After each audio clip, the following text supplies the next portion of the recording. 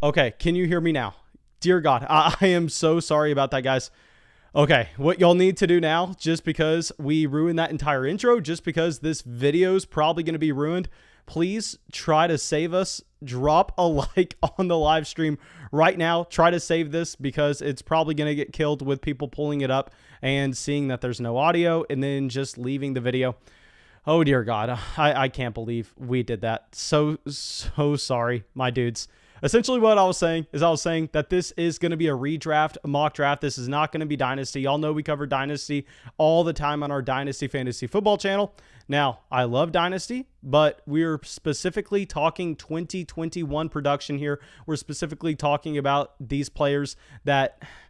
an Ezekiel Elliott, a guy like Michael Thomas, these players are going to be a lot more valuable in a format like this compared to something that you're trying to project over the long term. So understand, if you're joining this mock draft, that you're not going to be drafting a DeAndre Swift in the first. You're not going to be drafting a guy like Cam Akers over an Alvin Kamara. You have to make those adjustments. But I think this should be useful for everybody playing in those dynasty formats, based on the fact that you are having to take into account that 2021 projection, that 2021 expected fantasy points scored, for how you're going to be evaluating these players on those contending rosters, and as well if you're trying to determine what players may rise, what players may fall in dynasty value. Okay, so I apologize about that, my dudes, but as always, let me send out a link to Patreon real quick. And now y'all know how we do this with pretty much every mock draft is I give the priority for the people over there supporting the show on Patreon. They get first dibs on joining the mock draft because I want to make sure that they all have that guaranteed spot open if they want it. And then if they don't send me that DM, I'll take the link to the mock draft and I'll send it in the YouTube chat for everybody subscribed to the channel, everybody who has their bell hit, so they can come in and take the last few spots. Okay, so let me pull up Patreon real quick before I read the live chat. And oh dear God, I am just very upset that we were muted at the beginning. I mean, that is going to kill the stream. That is going to kill the video afterwards. So like I said, if y'all can, please drop a like. Please help us out. Now, I'm sending out these links over there on Patreon. I got you, Adam. I got you, Paul. I got you, Jackie. I got you, Matthew, Dom, Cole. Sent out all those links. And of course, guys, if you want a guaranteed spot, you can always support the show on Patreon. You can always get that guaranteed spot right away. And then if not, if you can't support the show on Patreon, that's completely fine. I understand. And then we are definitely going to be trying to reward the people who come into the live stream right away by sending over the leftover spots in that general chat for the people who came out early. Okay, so let's go through, read the general chat real quick. Everybody just going, no sound, no sound, no sound. I got it, my dudes. I am very sorry about that. Okay, so let's go through, and Anthony, that was pretty funny. Okay, so it looks like Cole subscribed to the channel. Thank you so much for subscribing to the channel, Cole. I just got you that link over there on Patreon. So thank you for subscribing. Thank you for supporting the show over there. Maybe we are going to have a lag with some of the subscriber notifications coming in. Maybe we're going to have to turn off that alert box. Okay, yes, the mock draft is going to be on Sleeper. Let me give a couple other shout outs for the people subscribing to the channel. We got Jonathan. We got Ashwin. Thank y'all so much, guys. So let me go through, send out the links one more time on Patreon, and then we will send that in the general chat. That way we can get this going. Okay, so Martin says, Mason, your hair looks good today. Thank you. Thank you, my dude. Girlfriend gave me a little bit of a fresh cut a couple days ago, so hopefully it is looking good. Okay, so now let me just send that out to Miguel, and I think we should have all the DMs covered over there on Patreon. Braden, I'm hitting you up, my dude. Now, let me just give Braden 20 seconds to join from over there on Patreon, and I believe we are going to have 2 spots left that were not covered from the people on Patreon that we can send in the live chat, and just the fastest person that can press that button, the fastest person that can join, can take those last few spots. But oh my God, I can't believe we messed up the audio at the beginning. That is embarrassing. That sucks. Hopefully I can just get over it, but I know myself, and I'm going to be throwing a pissy fit about it for a very long time now. Justin, subscribing to the channel. Thank you, Justin, my dude. And also, please, guys, let me know what y'all thought of the thumbnail today. I've been trying out some new thumbnails on the YouTube channels lately. Let me know if y'all like the old format more or what I've been doing with the new thumbnails, just because I am trying to make sure that we have everything optimized going into the NFL season. Now, I will say we're going to have a completely new studio, which I cannot wait to show everyone. But let's send that link out in the general chat right now for anybody to come over and take those last 2 spots. So the last time we did a mock draft, we drafted from the end of the first round and we attempted a 0 running back draft. This time we are going to be drafting at the 101. We're going to be taking Christian McCaffrey and see how it goes from there. But looks like we should be good to start. So yeah, let's get this draft going here, and we are going to be taking Christian McCaffrey with the 101. Honestly, if you're playing in a regular format where the playoffs start at a regular week, I mean, Christian McCaffrey is going to be the pick regardless, just because the volume that he projects to see with what we have seen in his usage in the passing game. Every single game he's been healthy over the past 3 years now, Christian McCaffrey is an easy selection to have there at the 101. Okay. So now, Forrest is saying, what's a thumbnail? A thumbnail is the picture of the video before you click it to watch it, essentially. Very sorry if y'all were unable to get in this mock draft, but like I said, I mean, you can always guarantee your spot if you're just over there on Patreon and you come in right away. But now it looks like we're going running back, running back, running back, running back. Honestly, this is how it should be, given the fact that you have those running backs dropping off significantly faster than what you have at the wide receiver position. You have CMC, Dalvin Cook, Saquon Barkley, Alvin Kamara, Derrick Henry, Jonathan Taylor, Nick Chubb.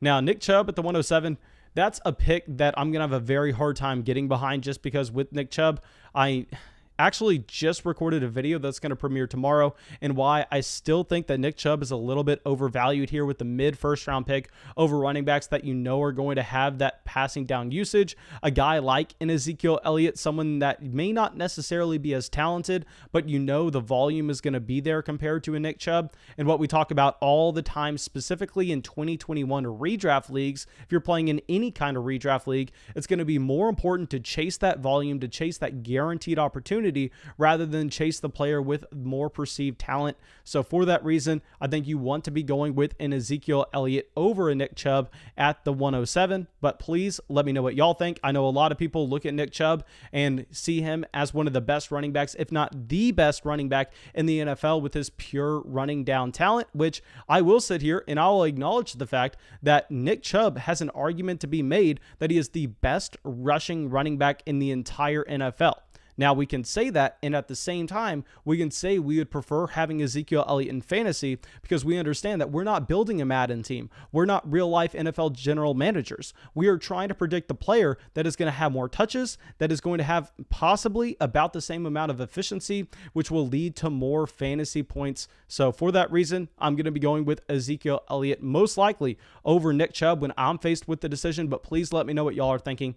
So it looks like M. Romelo, I'm so sorry I said that name wrong, but nonetheless is going with a 0 running back build with the first and second round, going Davante Adams and Stephon Diggs. Obviously a very high upside play if you do have Aaron Rodgers staying in Green Bay. And I will say, we also just recorded a Stephon Diggs video that should come out later this week.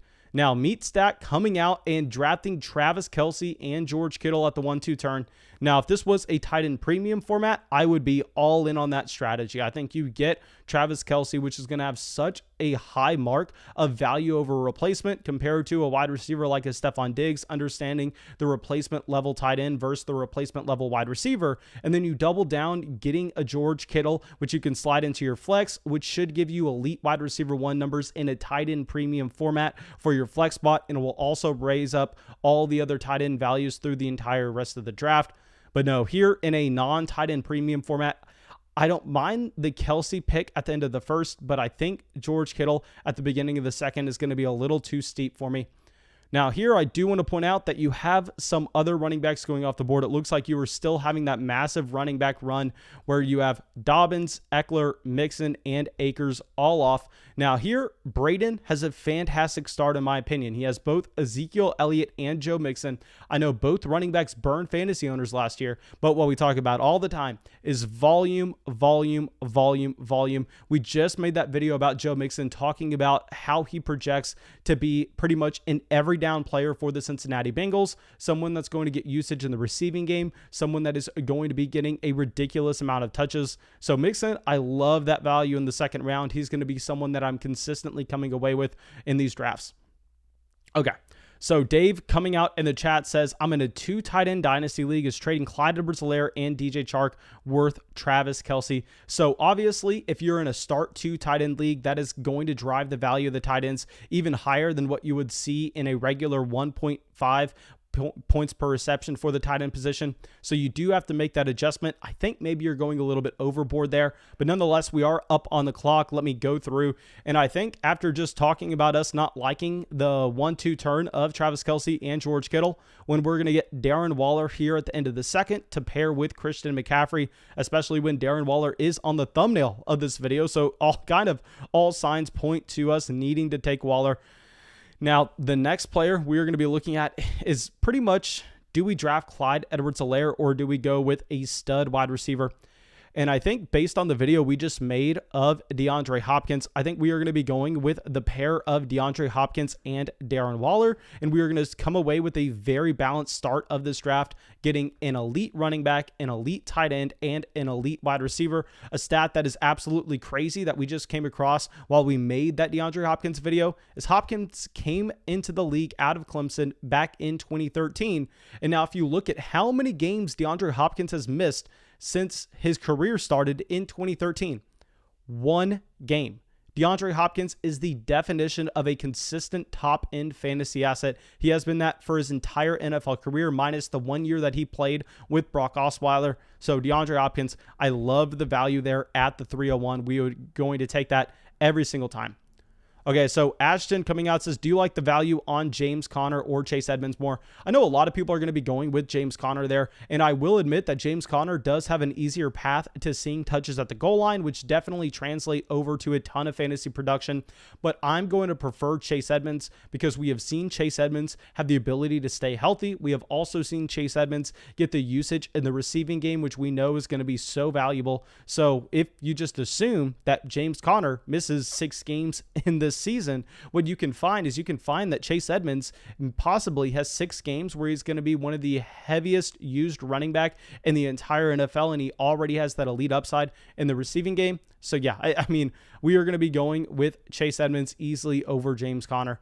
Now, I will point out the fact that you see Javonte Williams go off the board at the 303, and with Javonte Williams, I mean, I don't mind the player too much once you see the NFL draft capital that he got with the Denver Broncos trading up in the top of the second round. But I will say for a 2021 redraft league, I think that's going to be a little bit rich considering the fact that Melvin Gordon is most likely not going to be completely phased out at the very beginning.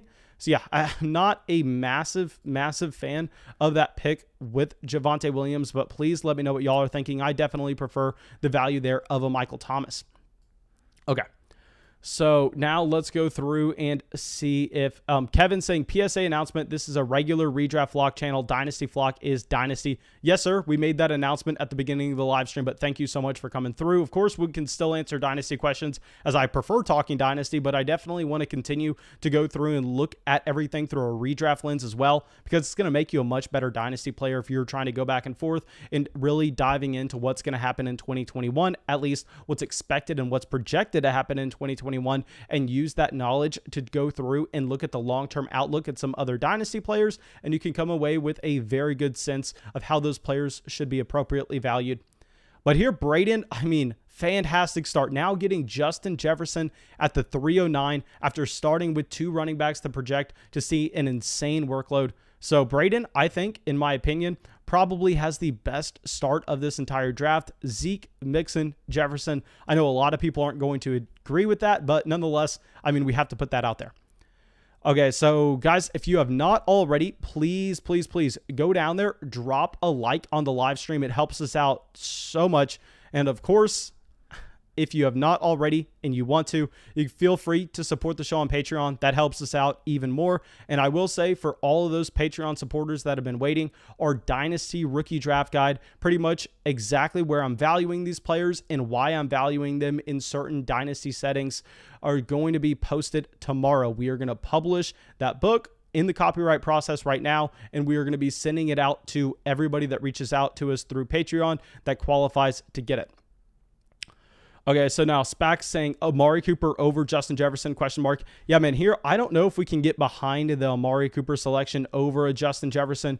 And also, CeeDee Lamb still available at this point. So while Amari Cooper's my guy, I still definitely would rather have CeeDee Lamb in 2021. Okay, so Meat Stack coming through and getting a stack already with Travis Kelce and Mahomes. So obviously that Kelce pick in the first looks even better. But I will point out that if he would have had the potential to go through and get a wide receiver one like a Stephon Diggs, I mean, this team would be one of the balanced teams in the league. It would be Kelce, Mahomes for elite options at the onesie positions, and then also having the elite wide receiver in Stephon Diggs and a running back that projects to see a decent amount of volume in David Montgomery. Okay, Alba coming out says, what's your opinion on DeAndre Swift with Jamal Williams there? DeAndre Swift is going to be very similar to what you saw with Aaron Jones over the past 2 years, what you saw with Alvin Kamara throughout his entire NFL career, and that they are not running backs that you can expect to see an Ezekiel Elliott, a Derrick Henry, a Dalvin Cook type workload. No, they are not going to be getting every touch out of the backfield. They are going to be giving up, just say, anywhere from 8 to 12 carries a game. But what is great about DeAndre Swift, what is great about Alvin Kamara, what is great about Aaron Jones is they receive every single valuable touch in their respective offenses. They get the targets out of the backfield. They get the usage in the red zone. And that's what's really important at the running back position. I mean, if Jamal Williams is getting 8 to 10 carries between the 20s every game, like we saw with Adrian Peterson last year, it simply doesn't matter. Because say Jamal Williams is an above average NFL running back, he can average 4.2 yards per carry on his 10 carries that he gets between the 20s. If none of them translate over to touchdowns, if he's not getting targeted out of the backfield either, I mean, what? Is he stealing 4.2 fantasy points from DeAndre Swift while Swift is fresh and Swift gets to be highly efficient with the touches he does see in high leverage positions? So yeah, I mean, I'm not too worried about Jamal Williams coming in. Of course, if they start to bring in another running back like Todd Gurley, at that point, you have to kind of question the goal line role and if it's going to be safe for DeAndre Swift. But at this point, I'm fine with Swift. And now I want to point out the selection of Ja'Marr Chase at the 406, and that he's going right next to Allen Robinson, right next to Keenan Allen. I mean, ahead of Mike Evans. I really hate that pick of Ja'Marr Chase. Now, y'all know I've been on Twitter as of late saying Ja'Marr Chase is an overvalued player in Dynasty. I just made that video over on our Dynasty Fantasy Football channel that premiered this morning. But I mean, here I think what you're seeing is you're seeing a lot of people look at that Justin Jefferson season in 2020 going, hey, Ja'Marr Chase is a better wide receiver prospect than Justin Jefferson was coming into the NFL draft. And they're thinking that's going to translate over to the same rookie type season production from a Ja'Marr Chase. And way too rich in my mind. I mean, way too high of a price tag when he's only going half a round after Justin Jefferson. That is crazy in my opinion. But here, I want to point out the fact that really, there's one answer to be made if you're drafting at the top of drafts this year, if you're drafting in the top 5 on what position you're going to be going with. I mean, if you're looking at an Alvin Kamara, Saquon Barkley, Dalvin Cook, or Christian McCaffrey, you have to be taking the running back. There's no way in hell you can take a Tyreek Hill, a Devontae Adams, or anybody like that inside the top 5 or 6 picks, because here, you're already having that significant drop-off at the running back position in tiers where you have a Chase Edmonds, you have a Josh Jacobs going in the middle of the 4th round after a Myles Gaskin and David Montgomery also go here. So that's why you want to wait a little bit longer on your wide receivers unless you find some good value with them, in that you're just going to be having better wide receiver options than running back options in rounds 4, 5, and 6. I mean, we are going to be up in a couple picks, and there's still a few wide receivers that I'd feel comfortable drafting. Now, what kind of sucks here is we pigeonholed ourselves into a spot where we wouldn't feel comfortable going with a tight end once we already draft Darren Waller. I don't know if we would be looking at tight ends in this range regardless. But honestly, y'all know I am Mr. Wait on quarterback, Mr. Never Draft One. But here I think that we are going to be taking a QB because we still have access to that elite tier in a Lamar Jackson, a Kyler Murray, a Josh Allen, and we also don't pick for another 25 picks. So if we don't get one of those guys now, there's no way we're going to have access to that elite tier, and I'm fine paying this price to go get one of those guys. So if we're looking across the positions, I think wide receiver is the other obvious spot that we are going to go. And honestly, I mean, it looks like it's a pretty easy decision in a 2021 redraft league. I think we are going to be going with Chris Godwin, and then we are going to be following it up with our favorite quarterback out of this tier. Now it's going to come down to these top 3 guys in Josh Allen, Kyler Murray, and Lamar Jackson. Now here you see both Lamar and Kyler Murray get significant bumps up across their skill positional players from the NFL draft, from free agency. So it's a difficult decision, but I think how we are going to view this is it's going to be an easy decision for this team, given the fact that we drafted DeAndre Hopkins in the 3rd. So now we are going to be building in some correlation into our starting lineup by getting Kyler Murray and DeAndre Hopkins. Now, I know a lot of people don't like stacking in fantasy, and my opinion is if you are afraid to stack, you are doing yourself a massive disservice. You have to be going through, building in that correlation, raising the ceiling of your team. So I am perfectly fine, and I'm happy to stack Kyler Murray with DeAndre Hopkins. Okay, so Jigga coming through and says, Taylor or Cam Akers, who would you rather have? Man, here, trust me, this is coming from a massive Cam Akers fan, but it's still Jonathan Taylor. I mean, the answer is clearly Jonathan Taylor. Now, let's go through. Ashton says, love your team, Mason. Thank you, my dude. Guys, let me know what y'all think of our start. Let me know what you think of CMC, Darren Waller, DeAndre Hopkins, Chris Godwin, and Kyler Murray. But here, this is what you should expect. You should expect some of these other elite quarterback options to begin coming off the board at the beginning of the 5th round. So I'm happy that we can kind of start that run with taking a Kyler Murray in the 5th. Okay, so Ashton says, in a half PPR, Nick Chubb or Jonathan Taylor. Okay, so in a half PPR, Nick Chubb is definitely going to get the boost, because one reason I'm trying to avoid Nick Chubb in the middle of the 1st in drafts this year is based on the fact that if you look over 2019 and as well 2020, every game that Kareem Hunt is active in, you really see Nick Chubb have no usage in the receiving game. You have Nick Chubb with an average of 1.3 receptions in 2019 when Kareem Hunt was active. Now, I know if you look at the entire sample, he actually averaged a little over 3 receptions a game in 2019, but that was because Kareem Hunt missed the first 10 games of the season with a suspension. So if you look at the sample where Kareem Hunt was there, Nick Chubb actually really had no usage in the receiving game. We saw the same thing in 2020. So Chubb definitely lower in a PPR, and if you start moving closer to a standard league where running backs don't get a point per reception, Nick Chubb then has more value in that you were never expecting that production regardless. And I will say that it's close in this format. In a PPR league, I'm going Jonathan Taylor without really thinking about it. In a half PPR league, I think it's up to you and your own preference. In a standard format, I would be going with Nick Chubb though. Okay, so cue the plug coming in. Says PPR redraft, CeeDee Lamb or Robert Woods. Man, you know I love Robert Woods. You know Woods is our guy. This is a difficult question to answer. I mean, you're looking at Robert Woods as a player that's consistently finished as a high-end wide receiver 2, someone that I have been on record saying that I think he actually has top 5 wide receiver upside, given the fact that you have a significant upgrade in quarterback coming in with Matthew Stafford.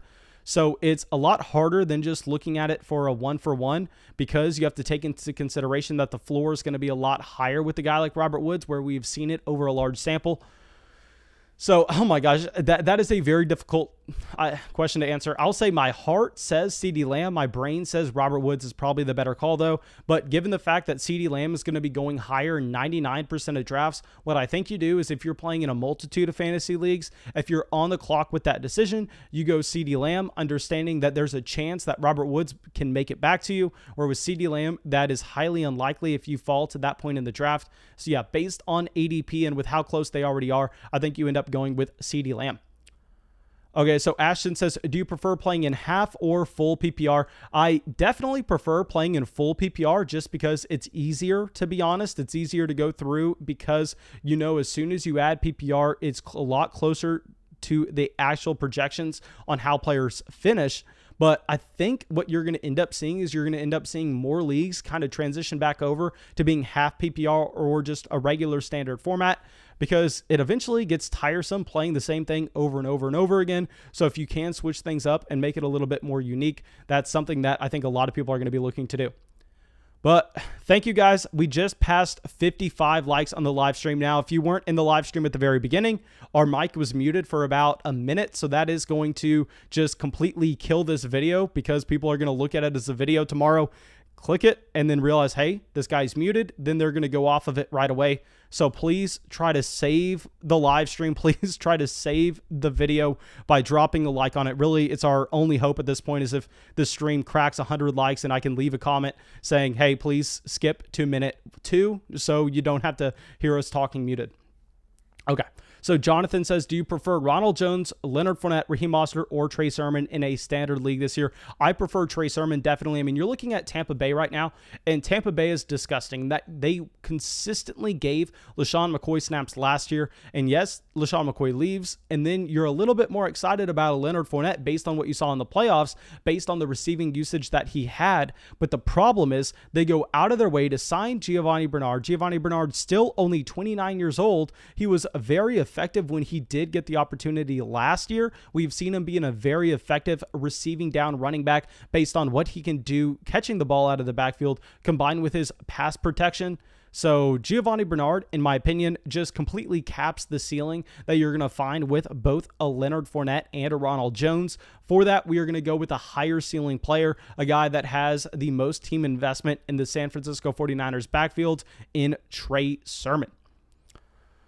Okay, so now let's go through and end saying anyone making the jump to the elite tier of tight ends this season. Hey, we came away with an elite tight end in this draft in a Darren Waller here. And I want to point out the fact that we have always given crap to pretty much anybody drafting Kyle Pitts through these mock drafts this offseason because you see the rookie tight end go in a crazy range where a lot of the times he's going in the 3rd round, he's going in the 4th round, sometimes he's slipping into the 5th.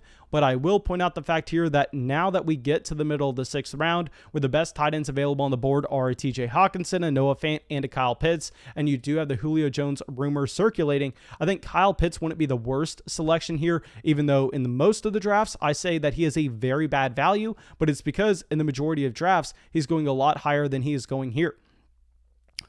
Okay, so now let's go through and Taco Bob says, what do you think of a player like T. Higgins? I really like T. Higgins based on what we saw his rookie season, and nonstop what you were hearing with people when they try to evaluate Ja'Marr Chase is what the passing volume is going to be like in Cincinnati with how many 3 wide receiver sets that they also have. So I hear that and I go, hey, passing volume is going to be at a sky high level compared to the rest of the NFL, and they're going to be running a significant amount of 3 wide receiver sets.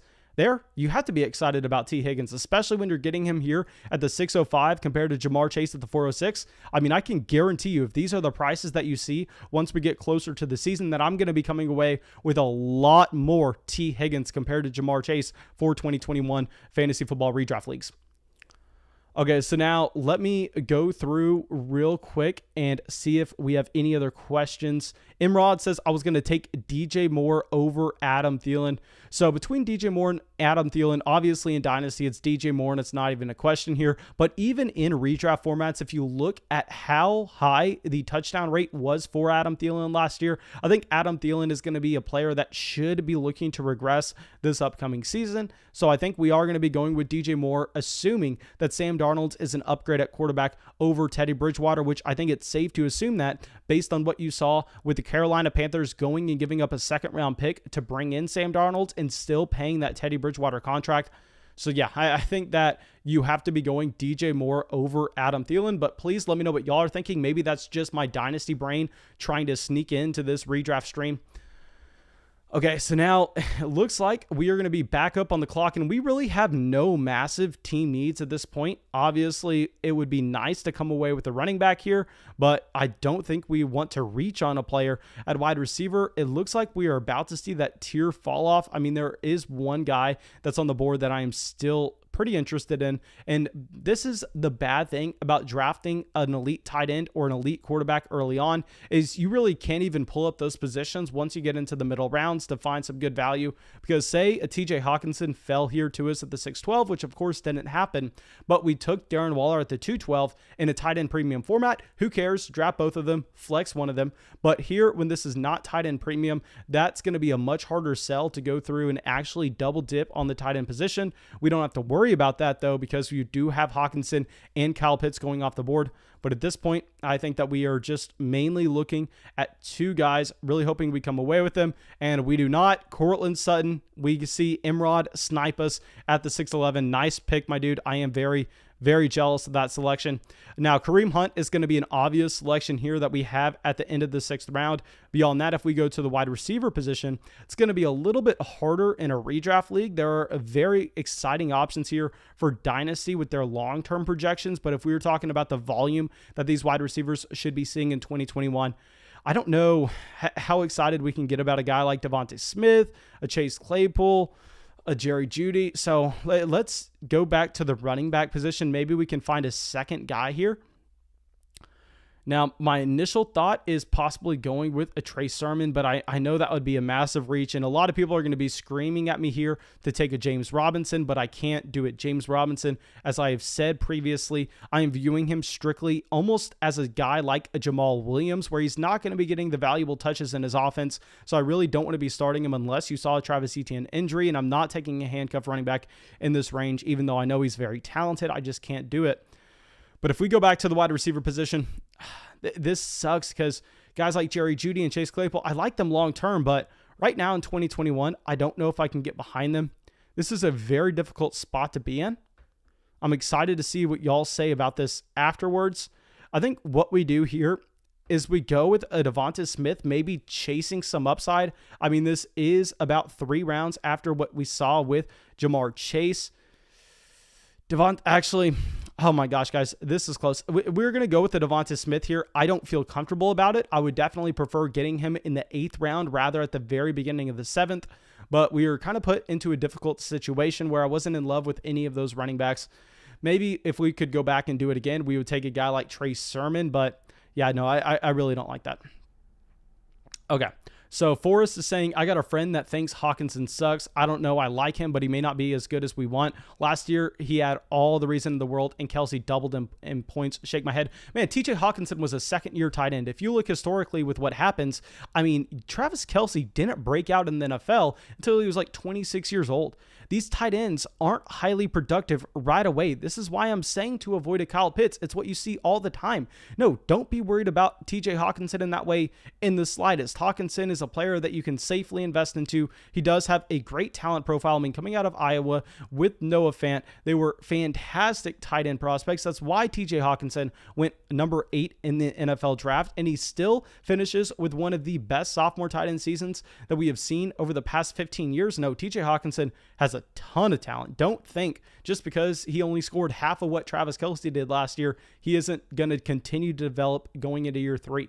Really don't like thinking that way. Okay, Jigga coming in says, the Eagles offense is a mystery. Goddard and Smith could either skyrocket or be borderline flex players. Yeah, man, I don't love the pick there with Devonta Smith. I think maybe the correct selection was a Chase Claypool. I'm just kind of viewing it as Devonta Smith has a clear path to lead his team in targets, and you could see Chase Claypool playing on an offense that maybe tries to be a little bit more run heavy this year, and he could be the wide receiver 3 in terms of the raw amount of targets that he is going to be seeing. So yeah, that's why we went Devonta Smith. Maybe it's flawed logic. It's definitely something I'm going to have to look more into. And like I said, this could just be my dynasty brain leaking in and not really helping us out here in a redraft. Now, Imrod says, what do you think about my Noah Fant selection? I'd like your Noah Fant selection. I mean, I think you could have waited a little bit longer and possibly got a Dallas Goedert at the end of the 8th. But what you're going to find is because Meat Stack took both a Travis Kelsey and a George Kittle, that later on in the draft, based on teams being a little bit more tight end needy, you're going to find those guys slightly rising up the board. But yeah, I don't mind the Noah Fant selection at all. I mean, I think that it would have been very difficult to try to determine what wide receiver to take in that range. So Noah Fant, yeah, perfectly fine pick. I mean, I think we would possibly prefer him over Devonta Smith if we did not take Darren Waller. Say instead of us taking Darren Waller, we drafted a player like Michael Thomas. In that world, then we most likely came away with Noah Fant at the 701 instead of Devonta Smith. Harrison says, you missed Mike Davis. Yes, sir. We missed Mike Davis. Mike Davis should have been the selection at the 701. I don't know why we did not see him. Maybe he was buried down in the ADP, but good call out and a great pick here at the 711. Great pick of Mike Davis. I'm embarrassed that we did not come away with him when he was clearly the selection you wanted in a redraft league with the volume he projects to see over Devonta Smith. Okay, so Forrest says, Lamb and Chase seem to be the only people I'd possibly take over DJ Moore in round 4. I would only grab them to diversify my portfolio. If you're talking Dynasty, sure, but if you were talking just redraft. I mean, man, if you're talking 2021 fantasy production and you're talking about drafting a Jamar Chase over a CeeDee Lamb or a DJ Moore, I hate that thought process. 2021, I'm going to be going with Lamb and DJ Moore every single time. Now, Alba coming in says, opinions on the Jonathan Taylor team so far, question mark. Okay, so the Jonathan Taylor team took Taylor in the first. Then when you get to the second, taking DeAndre Swift. I know a lot of people are off DeAndre Swift at this time. I am fine with the selection of Swift, like we have said time and time again. I mean, this is a player not going to get every touch in his backfield, but he's going to be like Aaron Jones. He's going to be like Alvin Kamara. He's going to be like Travis Etienne. These are guys that get goal line usage and usage in the receiving game. Every single touch that has a high value, DeAndre Swift is going to see. Michael Thomas in the third. Love the selection of Michael Thomas in the third. Jacobs in the fourth. I don't like Jacobs in the fourth. I mean, I think you're drafting a running back that has a ceiling to be a running back too, with Kenyon Drake coming in, and we have yet to see Josh Jacobs have the usage in the receiving game. So I think in the fourth, we would have preferred to see a guy like Robert Woods, Mike Evans, Julio Jones, Chris Godwin, really any wide receiver in that range. Prescott in the fifth, I like. Then we get down Hawkinson in the sixth. I like Claypool in the seventh. I like. So yeah, I really like the team. The only issue that I have with it is going to be Josh Jacobs in the fourth round. Now, this is a pick I really don't want to see. Irv Smith Jr. at the 804. Now, Irv Smith Jr., someone that we have across almost every single dynasty team. I mean, we were loading up on Irv Smith Jr. in that 2019 rookie draft class. And I will say he's been very impressive through the first 2 years of his NFL career. But the problem is with Irv Smith Jr., you're taking him over a Dallas Goedert here. You're taking him over some tight ends that are a little bit more exciting based on what we have seen so far in their respective NFL careers. Irv Smith Jr. also doesn't have that elite athletic and size combination that you would look for someone that has the potential to turn into a George Kittle, turn into a Darren Waller, turn into a Travis Kelce. So yeah, I don't love the pick there of Irv Smith in the 8th.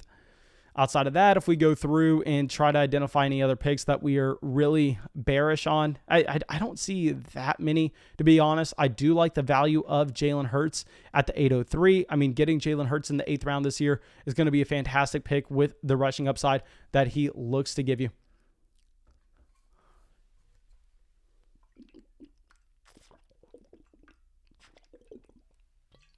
Okay, sorry if y'all had to hear that. Let me know if that sounded disgusting for y'all. Okay, Jonathan says, how do you feel about Robbie Anderson this year? Jets reunion, question mark. Man, I actually really like Robbie Anderson this year, especially with how affordable he is in fantasy drafts. I think a lot of people are looking at Robbie Anderson and they are just kind of discounting him based on his name, discounting on him based on what he did in New York, and really avoiding just exactly how impressive his 2020 season was. So yeah, I mean, I think Robbie Anderson, once you get down to this range, is a perfectly fine value. I probably should not have brought up his name because it would have been a decent pick I would have liked to see once we get to the 8th round. There are a few other guys that I would be looking at, though, so we're not going to be dead in the water if we don't have Robbie Anderson coming to us. Okay, so Harrison says, how far do you drop Aaron Jones if Aaron Rodgers gets moved? Also, any thoughts on Austin Eckler? Okay, so Eckler, I'll say massive winner this offseason. We hesitated to rank him so highly during our initial rookie rankings. Actually, I mean, my problem was I was a little bit worried that you were going to have just someone like a Chuba Hubbard coming in, someone that could prototype to be a running back that was going to get the carries between the 20s, a guy that was going to take 8 to 10 carries away from Eckler. But nonetheless, Eckler gets an upgrade to his offensive line. Really, they add no competition for him. You should expect the overall offensive efficiency for Austin Eckler to be a little bit higher. So I really like Eckler.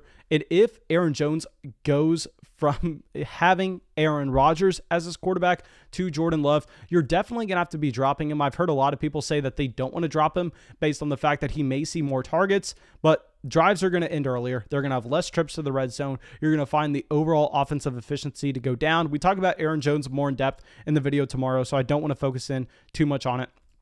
Okay, but we are up here. I think Raheem Mostert's going to be one of our picks. I am on record saying we definitely prefer Trey Sermon over Mostert if we were talking 2021 and beyond. But, I mean, if we were getting this discount where we can take Raheem Mostert as our third running back pretty much just as an upside bet, I'm fine with that. I think we go Robinson and Mostert here. Let me just scroll through, make sure we're not missing anything. We can't look at tight end. We really can't look at quarterback based on our team build so far. So, yeah, I think we keep it very consistent. Maybe you could convince me to go with another running back, but my initial reaction here is saying that Raheem Mostert has the clearest path to being the starting running back on his respective offense. So we're going to be going with Robbie Anderson at the end of the 8th and Raheem Mostert at the beginning of the 9th. Now, Imrod takes Aaron Rodgers here, and I don't know if he did this on purpose. I know he's in the chat, so please, man, let me know if you did this on purpose. But what I really like doing, if you're playing in a best ball league at this time of the year, or if you're playing in a high-stakes fantasy league, I would love to go through and try to differentiate yourself through the rest of the field by stacking Aaron Rodgers, Noah Fant, and Courtland Sutton. Because, look, what happens if Aaron Rodgers next week gets traded to Denver? What you're going to find is you're going to find the value for Aaron Rodgers to get a bump up based on the skill positional group he'll have around him, and you'll get a bump up from every other Denver player. So all of a sudden, this Courtland Sutton pick is going to be moved up to in the 4th round of ADP. This Noah Fant selection is going to be up into the 5th round of ADP. So at that point, you have a built-in stack that you got at a massive discount. So I really like that, Imrod. Please let me know if that's what you intended on doing. And also, guys, I just saw that we passed 90 likes. If we can get this stream to 100 likes to save the video, because like I said, we muted ourselves at the very beginning, so this stream is probably not going to do well in the algorithm, but please, please, please help us out. Help us get to 100. Okay, JS says Tony Pollard will get 40% of the snaps this season. Man, I can't get behind that. Now, I like the talent profile of a Tony Pollard. I like what he does on a per touch basis. But if you look at the contract for Ezekiel Elliott, I find it very hard to believe that they're going to turn this into a 60-40 split. So maybe it would help the Dallas Cowboys. Maybe it would be smart, but I don't think it's going to happen, as crazy as that sounds. Okay, so now let's go through and use a nerd says, can Anthony Firkser be a tight end 1 this year? Yes, he can, but I will say it's mainly due to the fact that the bar to be a tight end 1 in fantasy is so low that you can pretty much say that about any tight end and you're not going to be wrong. All you have to do is kind of get lucky with your touchdown variance. Now, of course, Julio Jones goes to Tennessee, then Anthony Firkser. To be a little bit less excited because the target volume is going to be distributed in a way where it's going to be a lot harder for Firkser to get a significant piece of that pie. But as it stands now, I think that's completely fine. Okay, so I want to point out the Zach Ertz pick here at the 907. Has there been any Zach Ertz news that we've missed out on? Yeah, not really. I really don't like that pick of Zach Ertz at the 907. I mean, let's look at some other tight ends that were available. You have Evan Ingram available. You have Robert Tonyan. You have Tyler Higbee. I mean, there are multiple tight ends that I would take over Zach Ertz based on what we saw last year with really no competition for targets, with Dallas Goedert being hurt. I mean, Zach Ertz, I hate that selection, to be honest. Imrod says, you like the Denver stack? Yes, sir. Okay, I'm glad to see that you did that on purpose. Q the Plug says Jerry Jones pays Zeke way too much for that. Yes, sir. I completely agree with you. I mean, if you're talking about rational coaching, if you're talking about maybe you running a Madden team, then sure. Hey, maybe in theory, it's best for the Dallas Cowboys to split Ezekiel Elliott and Tony Pollard 60-40. Maybe you have Zeke play on the obvious running down scenarios and Tony Pollard coming in with a little bit more juice in the passing game. But no, I mean, that's not how this works. This is the real world where Jerry Jones is paying Ezekiel Elliott a massive contract. We know that Ezekiel Elliott jerseys sell like hotcakes. So no, you're not going to find that Zeke is going to get the majority of the volume there, which is why I think you have to be excited for Zeke in 2021. If you're going to be talking about just a league where you don't necessarily have to go through and use that 2021 production, and instead you're looking for long-term value. So maybe if you're a rebuilding dynasty team, then yeah, at that point, I think that you can be a little bit worried about Ezekiel Elliott. I'm definitely worried about Zeke in dynasty, but no, for a redraft league, I think you have to be excited. Okay, so Evan Ingram at the 1002. Evan Ingram is going to be one of my highest owned tight ends this year. I will say that based on this price you have right here. I'm just going to be moving my little box around. That way we can make sure everybody is getting a chance to see the full draft board. I don't want to be covering anything up. So it looks like y'all probably got to see that. Let's try to organize this. Let me know what's best for y'all to view. Just want to make sure if we have anybody new coming in, they can at least pause and see the top of the draft. Okay, so Mike Williams at the 1003. Paul, man, please let me know why you were drafting Mike Williams at the 1003. I mean, what other wide receivers are available right now? I think I'd rather have Gallup. I'd rather have Marshall. The problem with Mike Williams, and trust me, this is coming from someone that at one point was way too high on Mike Williams. I mean, in the 2018 Dynasty offseason, I was getting in nonstop arguments telling people that Mike Williams was going to take over and he was going to be the wide receiver 1B to Keenan Allen's wide receiver 1A, and they should be valued close to each other in Dynasty. So trust me, I've had my Mike Williams moment. I've been wrong, and I will completely admit it. But, I mean, at this point, I think you can say that he is kind of dead in the water with them going out of their way and drafting Josh Palmer to be his replacement next year. And I know we're talking 2021 here, but I mean, Mike Williams last season with really no competition outside of Keenan Allen wasn't able to be productive with Justin Herbert under center. So I don't see why he's going to have that capability to do that now.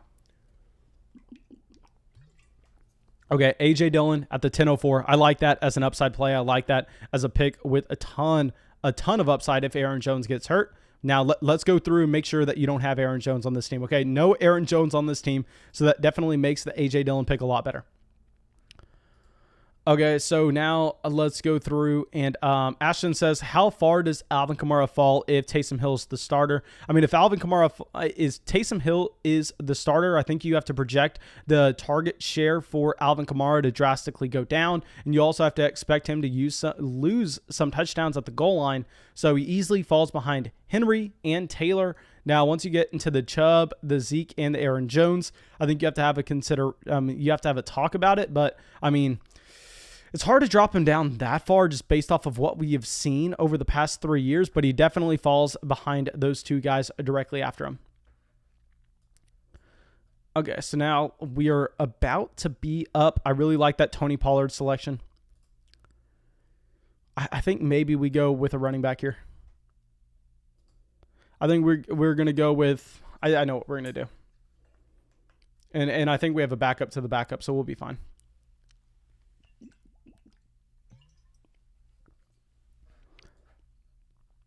Okay. Cue the plug says, Adam, you reached on Hollywood Brown. 809 for Hollywood. I mean, ahead of Pittman, ahead of Curtis Samuel, ahead of Robbie Anderson. I'll say that's a reach on Hollywood Brown, not necessarily because I don't like the pick, but based on his ADP, I think there's a decent shot you would have got him at the 904. Okay. So, come on. Let's see us get our two guys here. So it's Imrod. Possibly he'll come through and snipe us. What does his team look like so far? Okay, so he went running back. I really like this start from Imrod. Now, 4 and 5, I don't necessarily agree with. I think you could have gone any other way there. But beyond that, I like what he's done in 6, 7, 8, and 9 as well. So really good start from Imrod. The only problems I'd have with it are the rounds 4 and 5 picks. Now he snipes us on one of our players in Elijah Moore. I really wanted to get Elijah Moore here. Of course, he takes our guy. Now one of our picks is going to be Kenyon Drake as a handcuff running back with a ton of upside. And obviously, based on his contract, you should expect him to have some usage in the receiving game. So if you get in a pinch, you can start him as a running back too. Now, we are going to be going to the wide receiver position as well, looking for upside here based on us already having that depth built out, based on us having Hopkins, Godwin, Devonta Smith, and Robbie Anderson. So here I think we are possibly going to be going with Terrace Marshall for the upside at the wide receiver position. And we are going to be going with Kenyon Drake as a running back that is going to be getting some touches on a week-to-week basis. And if you have a Josh Jacobs injury, then he vaults up into being a high-end running back 2, low-end running back 1. So let's lock those two picks in. Now, I will say we really like the beginning of our draft. Since then, the picks have gotten a little bit uglier, but if we run through this team, I mean, at the quarterback position, you have Kyler Murray. At running back, you have Christian McCaffrey, Kareem Hunt, Raheem Mostert, and Kenyon Drake. At wide receiver, you have the DeAndre Hopkins stack with Kyler Murray, Chris Godwin, Devonta Smith, Robbie Anderson, and Terrace Marshall. So I am completely fine with that entire roster, to be honest. Okay, so now let's go through. Ashton says, thanks for answering questions, Mason. Of course, my dude, I try to answer as many questions as I can during these live streams. Now, of course, I answer questions every single day, about 5 to 8 times a day over there on Patreon. But the more I can answer a question on live stream, the more I can go through and read the YouTube comment section. Of course, I'm going to do that just because everybody watching the stream right now is supporting the channel, and I owe y'all so much. Okay, so now let's go through, and it looks like a bunch of people wanted Antonio Brown. Imrod says he got sniped on Antonio Brown. Yeah, at the 10-10, I do like the value. Obviously, the problem in Tampa is you're looking at this as a team that has Mike Evans, that has Chris Godwin, so the target volume is going to be hard to come by, but the efficiency should be through the roof with the decision-making for Tom Brady, and also based on the fact that, I mean, it's Antonio Brown, and they're not going to be able to really draw safety coverage over to him because they have a Mike Evans, because they have a Chris Godwin. So the efficiency should be up, the volume should be down, and of course you want to try to fade efficiency and chase volume, but if you're going to be able to get that efficiency at this massive discount at the 10-10, I think you do that. Dre says, if you get Mike Davis instead of Smith, your roster would be solid. Yes, sir. Definitely wish we would have gotten Mike Davis over Devontae Smith. Can't talk too much about that as of now, though, just because it didn't happen. So this is what we got to deal with. Okay, so Jack says, what does a stack exactly do? Could you describe it? So essentially, if you stack a quarterback and a wide receiver together, what you are doing is you are making a correlated bet. So how I like to describe this best is 1 out of 12 teams in every fantasy league is going to be able to come home as the champion. 1 out of 12 teams is going to be able to win the league. So every decision that you make, you're trying to increase your win rate. I don't know why I can't say that. I messed it up on the other video as well, but you're trying to increase your expectation for how many times you're going to be winning the league from about an average of 8.5% to, if you can get that up to just say 16, then you're twice as good as the next best player. I mean, that is a very nice rate for you, and you're going to be a very profitable player over the long run. And how you increase that is you make sure that you are making correlated bets on the same roster, where if one of your bets hits, you have another one hit as well. So let's go into depth with what I'm talking about that. So essentially, when we draft DeAndre Hopkins at the 301, what we are saying is we are higher on DeAndre Hopkins than the market. If DeAndre Hopkins hits, if he has a better season than he's projected to, then we are most likely going to be in a decent position to increase our expectations to win the league. Now, if that happens, how else do we increase our win rate on the rest of the roster? So our next bet we are making is with Kyler Murray at the 501. Now, with the Kyler Murray bet, we're going, hey, Kyler Murray is going to be better than expectation. And if Kyler Murray is better than expectation, DeAndre Hopkins is most likely as well. So, of course, if both of those things happen, if one of those things happen, the other one is more likely to. And when they both happen, then your overall ceiling is going to be higher. I really hope we were able to explain that well. Of course, if you have a better explanation of why stacking is so important in fantasy with the correlation you're getting into your starting lineup, please try to type it out. Maybe you can word it better than I can, but I promise you it's going to be advantageous over the long haul.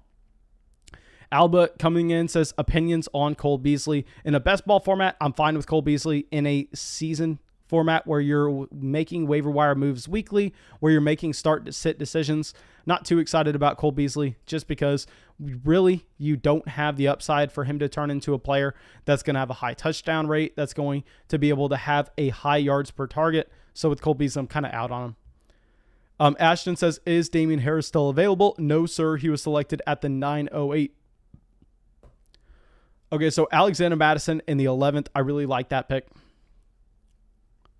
Forrest says it's most common for DFS. The total points projected in the game makes it better for stacks, but I don't know. Stacking can hurt your team sometimes. It's very philosophical, and it really is based on matchups. So yes, stacking is something that you have to do in DFS. I mean, if you're making a DFS lineup, except in cash games. In cash games, you don't have to stack, but in tournament lineups, you definitely have to stack every one that you are doing. But here, it's still just as important, if not more important, in redraft fantasy football. I promise you guys, there have been so many studies shown that stacking helps your team, handcuffing hurts your team. And it definitely lowers your floor. I will say that. It's a more volatile strategy to go with. But when you're playing fantasy football, you have to understand that the majority of time, you are going to lose your league. You don't have to worry about losing. If you're planning around not losing your league, you're going to lose your league regardless. You have to plan to win your league. You have to shoot for upside. Mr. says, I'm not a huge fan of stacking because if an offense gets shut down 1 week, then you lose that week. But yeah, man, I mean, here you can say that. It says, what happens in week 13 if DeAndre Hopkins gets, just say 4 points for me. So if DeAndre Hopkins gets 4 points, if Kyler Murray has a very bad passing game in week 14 in our fantasy playoffs, what happens? If Kyler Murray goes out there and he throws for 2 interceptions, doesn't have a single touchdown, and he drops 3 points in a matchup, we are most likely losing that week. So why does it matter if then DeAndre Hopkins also has a bad week? Because if one of your top players is going to underperform, then your expectation is you're losing regardless. So might as well build in that correlation. That way, when they both have a decent week, you can go through and you can just steamroll. Like, please don't be afraid of the downside. I mean, playing to lose makes it where you're guaranteed to lose in fantasy football. This is something we talk about all the time. Okay, Q the plug says, imagine you're down 15 points, then Kyler throws that deep ball to DeAndre Hopkins where he mosses 3 people and that gets you like 17.5 points in total or something. Yeah, I mean, I just really want people to understand that stacking, what it does is it increases correlation in your lineups. So yes, if one of your bets misses and you lose on the DeAndre Hopkins bet that you made in the 3rd round, your Kyler Murray in the bet in the 5th round is probably bad as well. You probably lose both of them. But if you lose one, might as well lose both. It's not that big of a deal. Where if you hit one, you definitely want to make sure you are hitting both. Okay. So let's go through and actually, I guess we can take a tight end now if we want to. I don't think we're going to, based on us taking Darren Waller here. And if this was a real redraft league, I'd still just be drafting running backs and wide receivers. So let's treat it like a real league. Let's take Gus Edwards, most likely. Gus Edwards and either Rashad Penny or if we can find a wide receiver that we like. I think we go Paris Campbell and Gus Edwards. There we go. Those are our last 2 picks of the draft. So let's go through this team one more time. Quarterback, Kyler Murray. Running backs, Christian McCaffrey, Kareem Hunt, Raheem Mostert, Kenyon Drake, and Gus Edwards. Wide receivers, DeAndre Hopkins, Chris Godwin, Devonta Smith, Robbie Anderson, Terrace Marshall, Paris Campbell. Tight end, Darren Waller. Really like this team. Paul says, I don't love Mike Williams, but I don't see a world where he does not get 85 targets from Herbert again. A 1,000-yard season or 10 touchdowns is definitely in the cards. I agree with that, man. And if we were talking best ball, I'd be completely fine going through with a Mike Williams. I mean, if you look at those flock best ball dynasty leagues, I definitely have Mike Williams on a decent amount of those. With Mike Williams, it's so weird because his average depth of target is at a league high almost every single season with how they use him purely as a field stretching option in that offense. So I would say that it's going to be very hard to predict when those Mike Williams spike weeks are coming on a week-to-week game. Okay, so Trevor Lawrence going in the 13th round. Guys, let me know what y'all think about this. If you see Trevor Lawrence going in this range in a lot of drafts, would you rather take a guy, just say like a Kyler Murray at the beginning of the 5th, or would you rather just wait until the 13th and get Trevor Lawrence?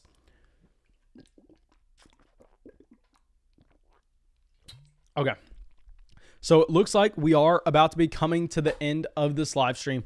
So thank you so much, everybody, for coming out, checking out the stream. And please, please, please help us out here. Like I said, the very beginning of the stream got muted. So this video is going to get pretty much killed.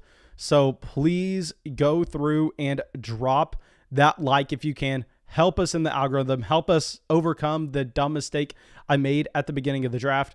Now, we will go through and we will hide our video capture real quick so y'all can see the draft board in full.